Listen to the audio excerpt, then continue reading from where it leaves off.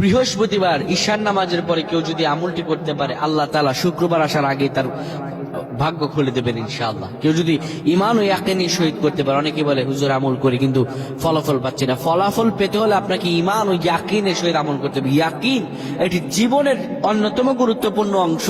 ইয়াকিন ছাড়া যত আমল করা হয় সব আমলগুলো হচ্ছে নসি, কোন আমল আল্লাহর দরবার কবুল হবে না। ইয়াকিন এটি গুরুত্বপূর্ণ অংশ।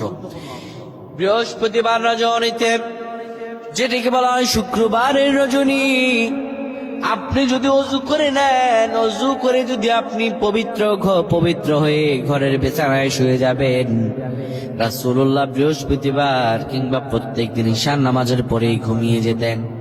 আপনি পাক পবিত্র বিছানায় শুয়ে সূরাতুল মুলক তেলাওয়াত করবেন।